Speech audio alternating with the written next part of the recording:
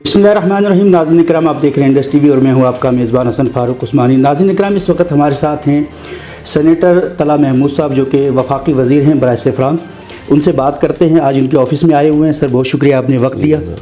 Sir, ये क्योंकि आप चूँकि नेशनल लेवल के बंदे हैं, तो सवाल भी आपके नेशनल लेवल पे होनी चाहिए, लेकिन चूँकि इलेक्शन लड़ रहे हैं आप कोहिस्तान से, तो कोहिस्तान के हवाले से अगर आपके साथ कुछ बातचीत की जाए तो मैं समझता हूँ ये बेहतर रहेगा।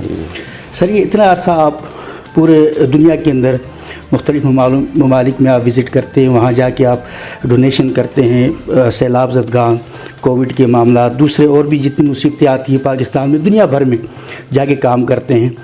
तो कोहिस्तान में इलेक्शन लड़ने का आपको ख्याल किस तरह आया? जी, औज़ु बिल्लाहि मिनश शैतानिर रजीम, बिस्मिल्लाहिर्रहमानिर्रहीम, नहमदुहु व नसल्ली अला रसूलिल करीम। देखिए, कोहिस्तान से मेरी जो निस्बत है वो कई हवालों से बनती है।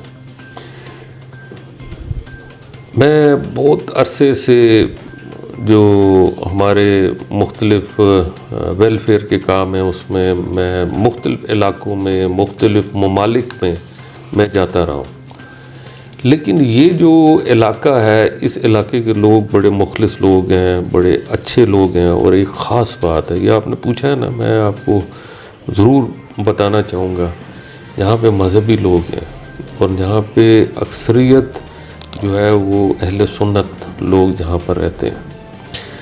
लेकिन एक बदकिस्मती कोहिस्तान की ये है कि कोहिस्तान के अंदर जब मैं गया हूँ मुख्तलिफ इलाक़ों के अंदर, चाहे सुपुट ले लें, चाहे शरियाल ले लें, आप पारो ले लें, मुख्तलिफ इलाक़ों मेरा जाना हुआ है। कंदिया के इलाके हैं, दुबेर के इंटीरियर के इलाके हैं। मैंने यहाँ पे देखा है बहुत गुर्बत और मसाइल हैं, और यहाँ के लोग जो हैं वो जो इंसान की बुनियादी ज़रूरियात हैं उससे महरूम हैं। और ये महरूमियाँ तो हर तरफ हैं, ऐसा नहीं है कि ये कोई सिर्फ कोहिस्तान में नहीं है। लेकिन मैंने देखा कि कोहिस्तान के अंदर जो है वो बहुत ज़्यादा महरूमियाँ हैं। अब इसमें सवाल ये पैदा होता है कि कोहिस्तान जो है वो महरूम है इन सारी मसाइल से, वो क्यों है, इसकी क्या वजह है? देखिए ना, पाकिस्तान में इस वक्त 75 साल गुज़र गए हैं, लेकिन मैंने ये देखा है कि जो वहाँ पर डेवलपमेंट के काम हुए या गवर्नमेंट ने वहाँ पर जो काम करवाए, मुझे वो काम वहाँ पर नज़र नहीं आते। अब हम इसकी अहमियत की तरफ आते हैं। तो थोड़ा सा मेरा जवाब ज़रा लंबा है, मैं माफ़ी चाहूँगा। अहमियत के हवाले से कोहिस्तान इस वक्त पाकिस्तान की ज़रूरत है। वहाँ पर दैमर भाषा dam, Dasu dam, Patan dam, आपका दुबेर का जो छोटा सा एक डैम है वो भी जो इस वक्त ऑपरेशनल है। उसके बाद दूसरी चीज़ की तरफ आते हैं, कोहिस्तान मादनियात से भरा हुआ इलाका है। अब तीसरी चीज़ की तरफ आते हैं, सी पैक का गेटवे है ये, यहाँ से सी पैक दाखिल हो रहा है। जब इतने बड़े बड़े मंसूबे यहाँ पे मौजूद हैं और उसके बावजूद मैंने देखा कि हमारी जो गवर्नमेंट है, जो इस वक्त सिटिंग गवर्नमेंट है, ये इससे पहले भी जो गवर्नमेंट है, उस गवर्नमेंट की मैंने ये देखा कि वहाँ पर किसी किस्म की कोई अटेंशन नहीं है। वहाँ पर डेवलपमेंट किस तरह की जाए, वहाँ पर वहाँ के लोगों के मसाइल को कैसे हल किया जाए। इसमें चूँकि मेरा इधर बहुत अरसे से आना जाना है और मैं बहुत सारे मुख्तलिफ़ किस्म के, चाहे आप उसमें आप ले लें मेडिकल के फ्री मेडिकल कैंप्स हम लगाते हैं, टेक्निकल एजुकेशन के हवाले से काम करते हैं, बच्चों की शादियों के हवाले से, जहेज़ के हवाले से काम करते हैं।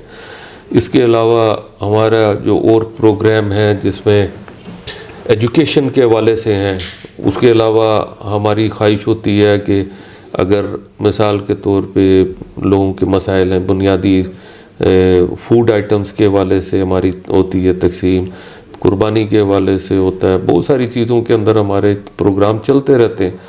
तो उसमें मैंने देखा ये प्रोग्राम जो हम कर रहे हैं ये तो अपनी जगह हैं और चलो चलते भी रहेंगे, लेकिन जो हुकूमती हवाले से जो सबसे बड़ी एड है وہ وہاں پہ صحیح استعمال نہیں ہو رہی، اور اس چیز کا مجھے دکھ بھی ہے اور بڑی تکلیف بھی ہے۔ میں یہ کہتا ہوں کہ وہاں پر ڈیولپمنٹ کے والے سے کوہستان کے اندر پورا پیسہ وہاں پہ استعمال ہونا چاہیے اور نظر آنا چاہیے وہاں پر، اور اس کے علاوہ کوہستان کا ڈیو رائٹ اس کو ملنا چاہیے۔ جب اتنے بڑے پروجیکٹس ہوتے ہیں تو اس کی رائلٹیز ہوتی ہیں، باقی ساری چیزیں ہوتی ہیں۔ میرے جو کام ہیں وہ تو چلتے ہی چل رہے ہیں، مجھے دکھ ہوتا ہے۔ میں جس دن داسو میں تھا، مجھے رات کو 1:30-2 بجے کے قریب 2:30 بجے میں سویا ہوں، اور صبح فجر کے وقت میرے ٹیلی فون پہ کال تھی۔ میرے ایک بہت ہی محترم اور پیارے دوست ہیں، بلکہ میرے بھائیوں کی طرح ہیں، گلفراز صاحب، ان کی ٹیلی فون پہ کالیں تھیں۔ میں بڑا حیران ہوا کہ یہ رات کے وقت اتنی کیا ایمرجنسی آئی ہے۔ تو میں نے ان کو کال بیک کیا اور میں نے ان سے پوچھا خیریت تھی؟ اس وقت صبح 4-4:30 بجے آپ کی کالیں آئی ہیں۔ تو انہوں نے مجھے کہا کہ یہاں پر آگ لگی ہے، اور تقریباً ایک فیملی ہے، اس کے 7 بچے، اس کی بیوی، اس کی ماں جل کے راکھ ہو گئی۔ بڑا دکھ بھی ہوا۔ اس کے بعد تصویریں بھی کچھ بھیجیں، میرا بڑا دل افسردہ ہوا۔ میں نے اپنے سارے پروگرام کینسل کیے اور میں پھر پٹن گیا، پھر اس فیملی سے ملا، جل کے راکھ ہو گیا۔ اسی طرح اگر آپ دیکھیں گے کندیا کا مسائل ہوئے، پھر پالس کے اندر بہت سارے مسائل ہوئے، میں جاتا رہا ہوں ان مسائل کے اندر۔ تو میں یہ کہتا ہوں کہ یہ مسائل یہاں پر ہی کیوں، اتنے زیادہ مسائل یہاں پر ہی کیوں؟ وہ اس لیے کہ وہاں پر وہ فیسلٹیز اویلیبل نہیں ہیں۔ کیا اگر مثال کے طور پہ اگر آگ لگتی ہے تو کیا ہمارے پاس اس کا طریقہ کار نہیں ہے؟ ہمارے پاس اس کے آئل واٹر ٹینکر ہیں، تو وہ کیوں نہیں پہنچے وہاں پر؟ اور کیا وہاں پہ موجود بھی تھے یا نہیں تھے؟ بہرحال یہ ایک علیحدہ ڈیبیٹ ہے، لیکن میں سمجھتا ہوں کہ ان ساری چیزوں کو جب میں دیکھتا ہوں تو مجھے لگتا ہے کہ کوہستان بڑا پسماندہ ہے، اور ادھر جو گورنمنٹ کی جو وسائل وہاں پر ملنے چاہیے، وہ وسائل میں یہ سمجھتا ہوں کہ وہ وسائل میں اس وقت تک حاصل نہیں کر سکتا جب تک میں وہاں پر اس اسٹیٹس پہ نہ ہوں جس اسٹیٹس پہ جا کے میں گورنمنٹ آف پاکستان سے یا ڈیو جو کنسرنڈ ادارے ہیں ان اداروں سے وہ فیسلٹیز اس علاقے کے لیے نہ مانگوں۔ تو جہاں تک ہمارے ویلفیئر کے پروگرام ہیں وہ تو چل ہی رہے ہیں، آئندہ بھی چلتے اچھا سر، یہاں پہ ایک سوال یہ پیدا ہوتا ہے کہ جیسے کہ آپ نے کہا کہ ماضی میں ہمارے، اور یہ حقیقت ہے، سارے ناظرین جانتے ہیں، سب کو پتہ ہے کہ ہمارے ماضی میں جتنے بھی ایم پی ایز آئے، ایم این ایز آئے، انہوں نے جتنی ڈیولپمنٹ کے جو کام تھے، ترقیاتی کام تھے، وہ کرنے چاہے تھے وہ نہیں کیے ان سے، یا ہوئے نہیں ان سے۔ لیکن اب مسئلہ یہ کہ جہاں آپ جا کے کام کر رہے ہیں، جیسے کہ آپ نے خود ہی کہا کہ وہاں ایجوکیشن کی کمی ہے، سیاسی لوگ بہت کم پائے جاتے ہیں، تو طریقہ کار کیا ہوگا آپ کے وہاں پہ کام کرنے کا؟ دیکھیں، میرا تو طریقہ کار بالکل صاف شیشے کی طرح ہے۔ آپ نے دیکھا ہے کہ میں پیسے چھپا کے نہیں دیتا کوئی بھی۔ مثال کے طور پہ اگر مجھے کسی کے ساتھ میں نے کمٹمنٹ کی ہے کہ یہاں پہ میں نے ایک چھوٹا سا پل بنا کے دینا ہے، یا میں نے کہا کہ یہاں پہ ایک واٹر چینل، میں سب کے سامنے دکھا کے دیتا ہوں۔ یہ میں اللہ کو اور ان لوگوں کو گواہ بنا کے دیتا ہوں کہ میں نے اپنی ذمہ داری سے مبرہ ہو گیا، وہ میں نے اپنی زبان اگر دی۔ تو میں یہ چاہوں گا کہ یہ سب شیشے کی طرح صاف ہوں کام۔ اس کے لیے مجھے وہاں کے جو لوکل لوگ ہیں ان کو اپنے ساتھ جو ہے آن بورڈ کرنا پڑے گا، اور وہاں کی کمیٹیاں اس میں انوالو ہوں، وہاں کے لوگوں کی کمیٹیاں انوالو ہوں، اور اگر گورنمنٹ کے ڈیولپمنٹ کے وہاں پر فنڈ آتے ہیں تو وہ فنڈ ان کمیٹیوں کی نگرانی کے اندر وہاں پر جو ہے استعمال ہو۔ اس کے بعد وہاں کے لوگ میٹیریل کا جو استعمال ہے وہ ٹھیک ہونے دیں، وہ اس کو چیک کریں کہ ٹھیک ہو رہا ہے نہیں ہو رہا۔ اس کے بعد پھر میرے اپنے ذاتی جو ہماری ریسورسز ہیں وہ ریسورسز بھی وہاں پہ استعمال ہوں۔ تو میں سمجھتا ہوں کہ اس سے پورے کوہستان کے اندر ایک ترقی کی فضا مجھے نظر آئے گی، اور اس سے میں سمجھتا ہوں کہ اس میں اچھا۔ پھر اس کے بعد اپنا اگر ہم پارلیمنٹ کی بات کرتے ہیں تو پارلیمنٹ کے اندر نیشنل اسمبلی ہے، مختلف فورمز ہیں، ان فورمز کے اوپر اس چیز کو ہائی لائٹ کرنا اور ان کے رائٹس کے لیے ڈیو جو لوگ ہیں، جو ادارے ہیں، وہاں تک آواز پہنچانا، ان سے بات کرنا. اب اس کے اندر میری تو ساری زندگی پارلیمنٹ میں گزر گئی. یہ تو لوگ جو ہیں، میرا خیال ہے مجھے 18-20 سال ہو گئے اور میں کنٹینیوس آ رہا ہوں. تو میرا یا تو کوئی کولیگ ہوگا وہاں پہ بیٹھا ہوا، یا میرا کوئی جونیئر ہوگا، یا کوئی ہو سکتا ہے کوئی سینئر ہو، لیکن بہت کم ہوں گے سینئر.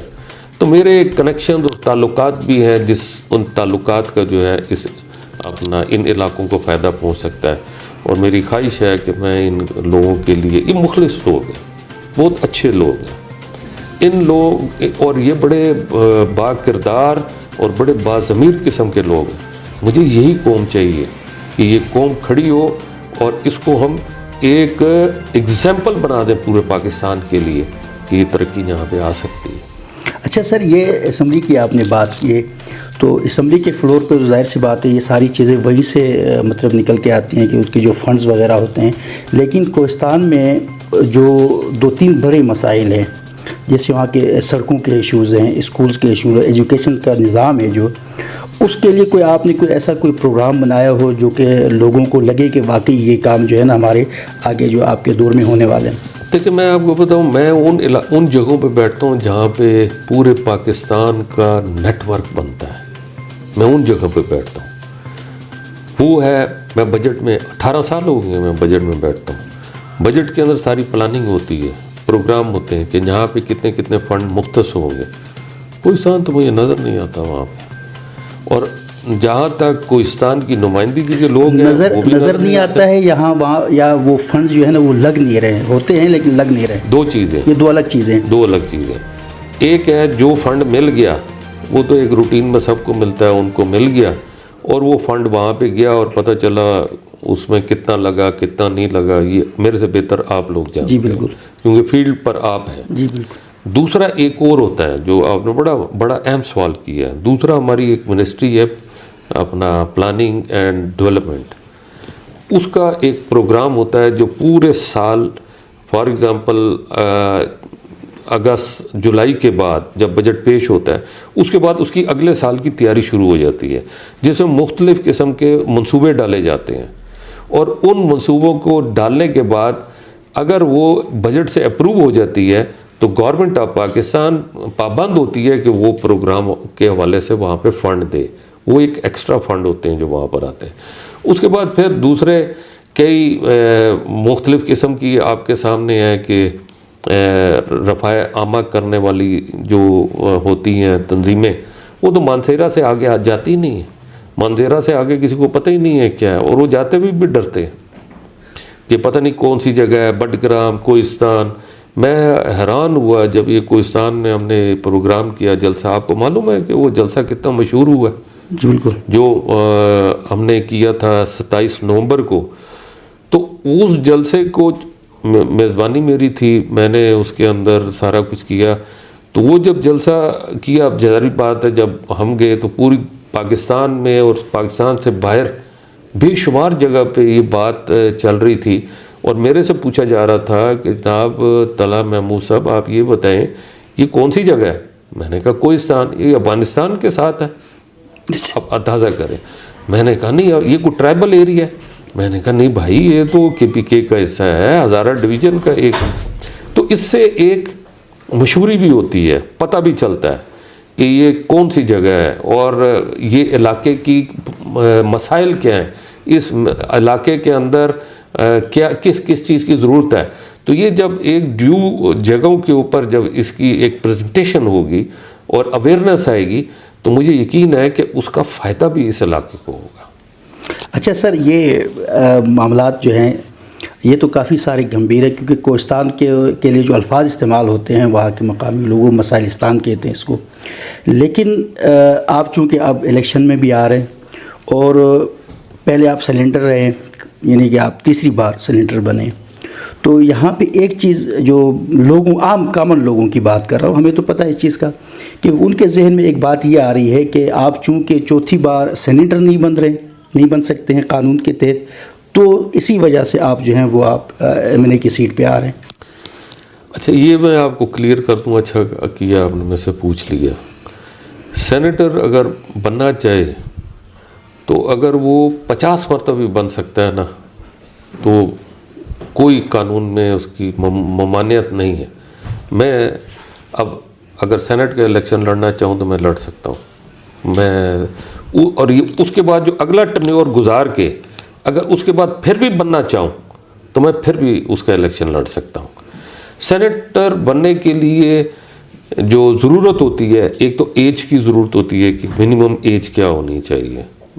اس کے بعد اس کی جو ریکوائرمنٹ ہے، میکسیمم بھی ایج ہے؟ نہیں، میکسیمم ایج کوئی نہیں ہے. اچھا، منیمم ایج ہے، میکسیمم ایج نہیں ہے. اس کے بعد جو نیکسٹ چیز آتی ہے وہ یہ کہ آپ نے کس سیٹ پہ لڑنا ہے. پھر اس کے حوالے سے آپ نے جنرل سیٹ پہ ہیں، آپ ٹیکنوکریٹ کی سیٹ پہ ہیں. اچھا، میری اس میں خاص بات یہ ہے کہ میں دونوں میں فال کرتا ہوں. میں جنرل سیٹ بھی لڑ سکتا ہوں اور میں ٹیکنوکریٹ کی بھی سیٹ لڑ سکتا ہوں. اس لیے ٹیکنوکریٹ کی سیٹ لڑ سکتا ہوں کہ میری جو ہے ایکسپرٹیز ہے، میری 3 ایکسپرٹیز ہیں جس کی وجہ سے میں سینٹ کا ٹیکنوکریٹ کا الیکشن. سب سے پہلے میں ماسٹرز ہوں اپنی ایجوکیشن کے حوالے سے. نمبر 2 میرا ایکسپیرینس ہے پارلیمنٹ کا، تقریباً 18 سال سے زیادہ کا ایکسپیرینس ہے میرا. یہ میری دوسرا میرا ہے. تیسرا، مجھے گورنمنٹ آف پاکستان نے ہلال امتیاز دی ہے، میں اس میں فال کرتا ہوں. مجھے جو آذربائیجان ہے اس نے جو اپنے فورن کا سب سے بڑا ایوارڈ ہے سروسز کے حوالے سے، جس میں نے ان کی مدد کی ہے کیونکہ ہمارا دوست ملک ہے، اس کا وہ ایوارڈ بھی انہوں نے مجھے دی ہے. اور اس کے علاوہ اور مختلف ایوارڈ یہ ان کی مہربانی ہے جس نے دی. میں سمجھتا ہوں یہ ایوارڈ تو چلو جو کچھ بھی ہے. یہ آپ نے چونکہ ٹیکنیکل سوال کیا تو میں نے ٹیکنیکل جواب دیا کہ میں 3 میرے پاس کرائٹیریاز ہیں جس کی وجہ سے میں ٹیکنوکریٹ کی سیٹ پہ بھی فال کرتا ہوں. تو میرے لیے تو الیکشن لڑنا مسئلہ نہیں ہے. میں جو اگلا الیکشن ہے وہ بھی لڑ سکتا ہوں. اس سے آگے جو الیکشن آئے گا اور زندگی رہے اور حالات ہوئے تو میں وہ بھی الیکشن لڑ سکتا ہوں. اچھا سر، یہاں پہ ایک بات یہ بھی ہے کہ چونکہ آپ سینٹ میں الیکشن لڑتے رہے، اب چونکہ آپ آ رہے ہیں قومی لیول پہ الیکشن لڑنے کے لیے، تو قومی الیکشن کے جو چیزیں ہوتی ہیں، جو لوازمات ہوتے ہیں وہ مختلف ہوتے ہیں بنسبت آپ کے سینیٹر کے الیکشن کے. تو یہ بتائیں کہ اب جب آپ آ رہے ہیں تو ظاہر سی بات ہے ایلیگیشنز بھی لگیں گے آپ کے اوپر، بہت سارے الزامات بھی لگیں گے، لوگ باتیں بھی کریں گے. تو اس کو آپ کس انداز میں لیتے ہیں چیزوں کو؟ دیکھیں، کچھ چیزیں ہوتی ہیں بڑی بوگس قسم کی. جیسے ایک مثال کے طور پہ مجھے یہ بات کرنی نہیں چاہیے لیکن میں نے اربوں روپیہ لگایا اور کل کو مجھے کہہ دے کہ کلائی کی جامع مسجد سے آپ نے 2 جوڑے جوتیوں کے چوری کی ہیں، اس کا کوئی سر پیر ہے؟ بالکل نہیں. اچھا، اس کے بعد اگر کوئی اور اس قسم کا الزام لگاتے تو اس کی کوئی اہمیت نہیں ہے، اس کو ڈسکس بھی نہیں کرنا چاہیے. جہاں تک تعلق ہے جو اصل آپ کی بات ہے وہ ہے تعمیری کیا ہے کہ سینیٹر جو ہے اس کے لیے ضروری نہیں ہے کہ وہ پبلک کے اندر جو ہے اس کے ساتھ خدمت کرے. میری تقریباً چونکہ میں اللہ تعالیٰ کی مہربانی ہے کہ میں 30-35 سال سے، یہ خیر پارلیمنٹ میں تو 18 میں 30-35 سال سے ویلفیئر کے کام میں منسلک ہوں. تو ویلفیئر کا کام کا کیا مطلب ہوتا ہے؟ Public dealing. اس وقت رات کے 2:15 بج رہے ہیں، میں ادھر بیٹھا ہوں، میں ڈیلی ادھر بیٹھا ہوتا ہوں اور میرے دروازے کھلے ہیں. میرے دروازے کے اندر کسی سے یہ نہیں پوچھا جاتا کہ وہ کس پارٹی سے، کس فرقے سے، کس مذہب سے. انسانیت کے نام پہ اگر کوئی آتا ہے اور میں اس کی کوئی خدمت کر سکتا ہوں کسی والے سے تو میں ضرور کرتا ہوں. یہ اور میرا خیال ہے کہ پبلک ڈیلنگ جو ہے نیشنل MNA کے لیے یا MPA کے لیے جو ہوتی ہیں، میرے خیال ہے میں اس سے زیادہ اللہ تعالیٰ میرے سے کام لیتا ہے، میں اس کا جتنا شکر ادا کروں کام ہے. چلیں جی سر، ابھی آخری سوال آپ سے یہ کہ اب چونکہ آپ اس سیاست میں آپ قدم رکھ چکے ہیں، آپ باقاعدہ طور پہ آپ وہ کہ، لیکن ایک چیز آپ کے بارے میں جو ایک لوگوں کے اندر ایک چیز پائی جا رہی ہے، کافی جگہوں پہ یہ باتیں ڈسکس بھی ہوتی ہیں کہ طلحہ محمود صاحب جو ہیں وہ پراؤڈ ہی ہیں، مطلب یہ کہ لوگوں سے ملنا جلنا نہیں. اور دوسری بات، ایک اور ایلیگیشن آپ کے اوپر ابھی لگا یہ ہے کہ آپ نے صرف کوہستان والوں کے لیے ہی اپنے دروازے کھولے ہوئے ہیں، چونکہ آپ الیکشن لڑ رہے ہیں، تو اس طرح کی جو چیزیں آپ کے سامنے آتی ہیں تو کس طرح فیس کریں گے ان کو؟ آپ ذرا بیک گراؤنڈ پہ جائیں. ایکچولی بات یہ ہے نا کہ میرا ایک مسئلہ ہے، میں آپ کو بتا دیتا ہوں کہ میرا مسئلہ کیا ہے. میرا مسئلہ یہ ہے کہ میں اپنی تشہیر بہت کم کرتا ہوں. جتنی تشہیر میں کر سکتا ہوں نا، جو میں نے کام کیے ہیں، میرا خیال ہے کہ کسی دنیا کے بڑے سے بڑے آدمی سے زیادہ میری تشہیر ہو سکتی ہے. دیکھیں، میں ایک پلیٹ کے اندر اور میں تو ادھر جاتا ہوں کبھی کسی یہ جانوروں کی منڈی پہ بھی اگر جاتا ہوں اور وہاں پہ کوئی زمین پہ کوئی مزدور بیٹھا ہے کھانا کھا رہا ہے اور مجھے بھوک لگی ہے تو میں اس کے ساتھ بیٹھ کے کھانا کھاتا ہوں. یہ تو میری روٹین ہے.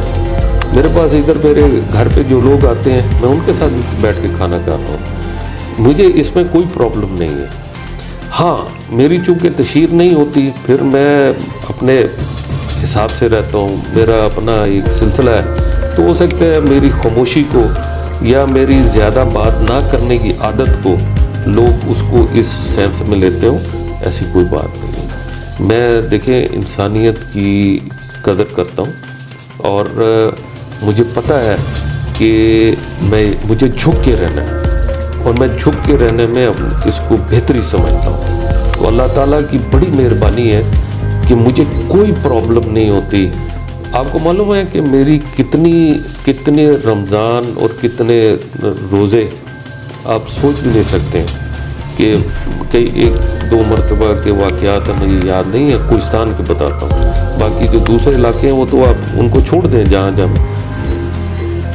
میں روزے کی حالت میں آپ کے دریاؤں سے پانی پی کے میں نے اپنا روزہ کھولا ہے. بڑی مشکل سے میری زبان لٹک رہی تھی اور میں خشک تھا اور میرے پاس کھانے کے لیے کچھ نہیں تھا.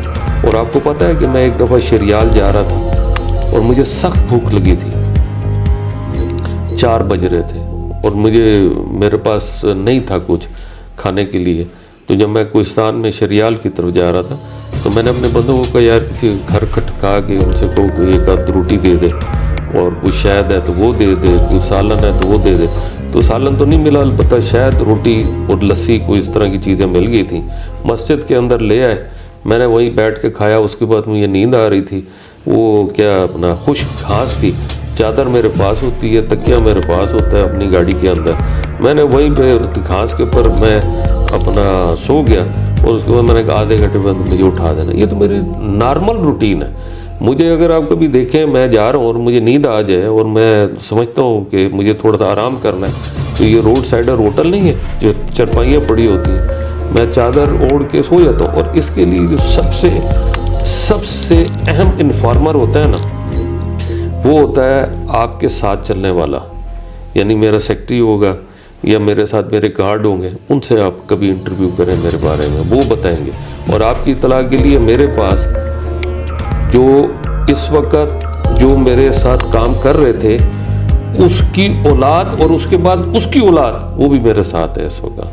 اور انہی وجوہات کے اوپر ہے کہ یہ میرے ساتھ بچوں کی طرح میرے ساتھ ہوتے ہیں. تو یہ چیزیں جو ہیں اس کا کوئی میٹر نہیں رکھتا، کیونکہ ہم سب نے قبر میں جانا ہے. اور جب قبر میں جائیں گے تو نہ وہاں تلا محمود ہوگا، تو نہ وہاں پہ کوئی اور صاحب ہوں گے. وہاں پر صرف ایک ہی نام ہوگا، یہ میت ہے. اور اس میت کو ادھر دفنانا ہے اور اس کے پھر اس کے اعمال ہوں گے.